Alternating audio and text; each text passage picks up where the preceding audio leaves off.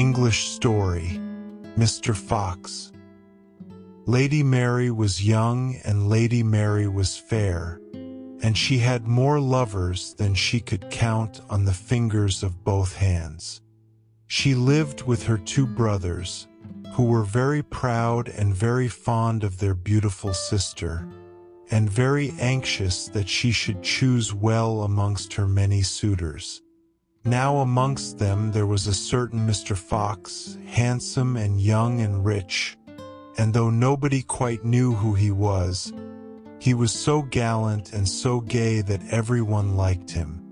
And he wooed Lady Mary so well that at last she promised to marry him.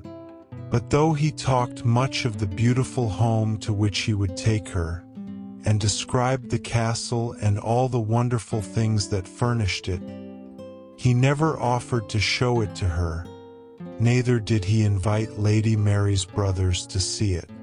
Now this seemed to her very strange indeed, and, being a lass of spirit, she made up her mind to see the castle if she could. So one day, just before the wedding, when she knew Mr. Fox would be away seeing the lawyers with her brothers, she just kilted up her skirts and set out unbeknownst.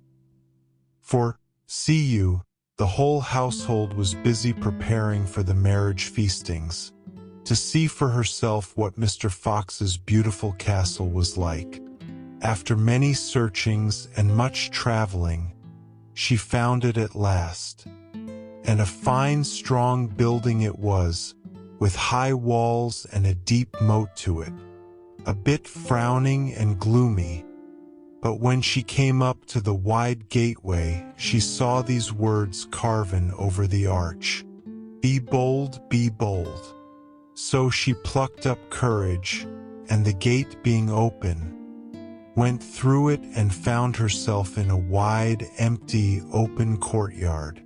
At the end of this was a smaller door, and over this was carven, "Be bold, be bold, but not too bold." So she went through it to a wide, empty hall and up the wide, empty staircase. Now at the top of the staircase there was a wide, empty gallery at one end of which were wide windows with the sunlight streaming through them from a beautiful garden, and at the other end a narrow door, over the archway of which was carven, "Be bold, be bold, but not too bold, lest that your heart's blood should run cold."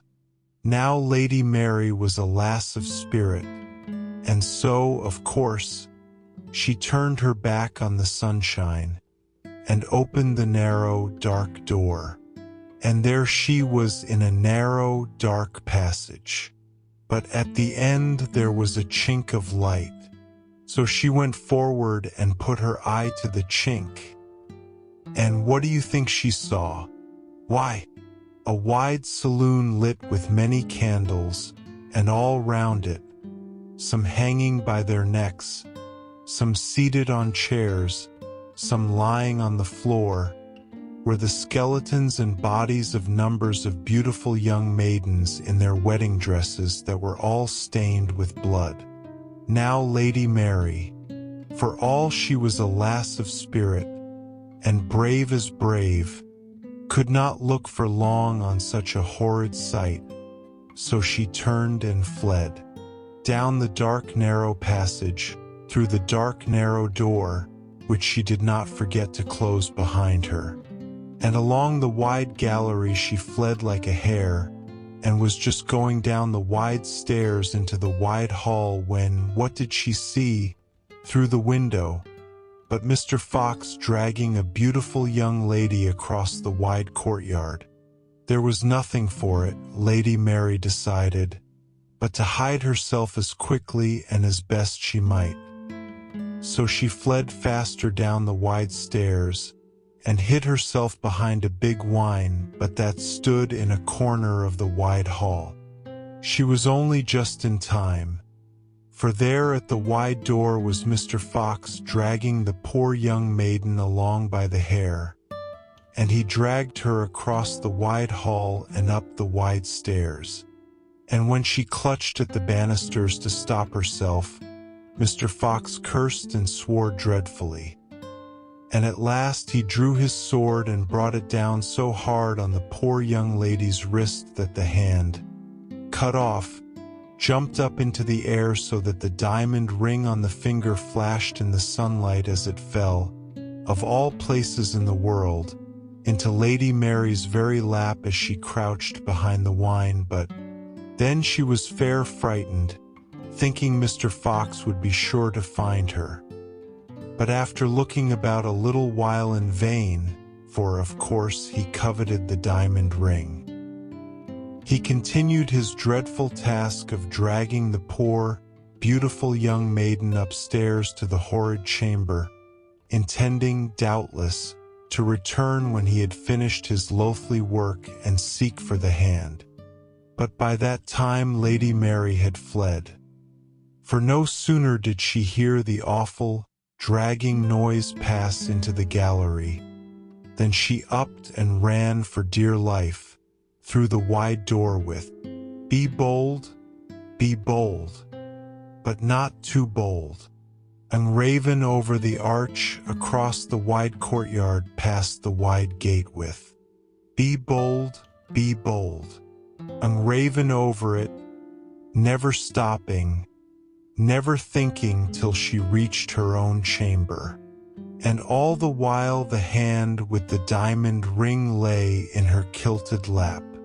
Now the very next day, when Mr. Fox and Lady Mary's brothers returned from the lawyers, the marriage contract had to be signed, and all the neighborhood was asked to witness it and partake of a splendid breakfast. And there was Lady Mary in bridal array, and there was Mr. Fox, looking so gay and so gallant. He was seated at the table just opposite Lady Mary, and he looked at her and said, "How pale you are this morning, dear heart." Then Lady Mary looked at him quietly and said, "Yes, dear sir, I had a bad night's rest, for I had horrible dreams." Then Mr. Fox smiled and said, "Dreams go by contraries, dear heart. But tell me your dream, and your sweet voice will speed the time till I can call you mine." "I dreamed," said Lady Mary, with a quiet smile, and her eyes were clear, "that I went yesterday to seek the castle that is to be my home, and I found it in the woods with high walls and a deep dark moat, and over the gateway were carven these words, 'Be bold, be bold.'" Then Mr. Fox spoke in a hurry, "But it is not so, nor it was not so. Then I crossed the wide courtyard and went through a wide door over which was carven, 'Be bold, but not too bold,'" went on Lady Mary, still smiling, and her voice was cold. "But, of course, it is not so, and it was not so." And Mr. Fox said nothing. He sate like a stone. "Then I dreamed," continued Lady Mary, still smiling, though her eyes were stern, "that I passed through a wide hall and up a wide stair and along a wide gallery until I came to a dark narrow door, and over it was carven, 'Be bold, but not too bold, lest that your heart's blood should run cold.' But it is not so, of course, and it was not so." And Mr. Fox said nothing, he sate frozen. "Then I dreamed that I opened the door and went down a dark, narrow passage," said Lady Mary, still smiling, though her voice was ice. "And at the end of the passage there was a door, and the door had a chink in it. And through the chink I saw a wide saloon lit with many candles, and all round it were the bones and bodies of poor dead maidens, their clothes all stained with blood.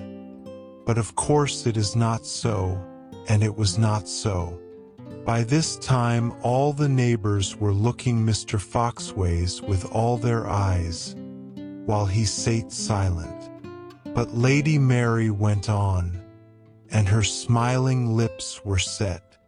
Then I dreamed that I ran downstairs and had just time to hide myself when you, Mr. Fox, came in dragging a young lady by the hair, and the sunlight glittered on her diamond ring as she clutched the stair rail, and you out with your sword and cut off the poor lady's hand.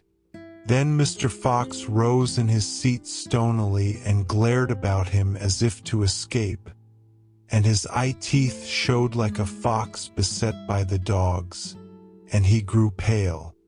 And he said, trying to smile, though his whispering voice could scarcely be heard, "But it is not so, dear heart, and it was not so, and God forbid it should be so."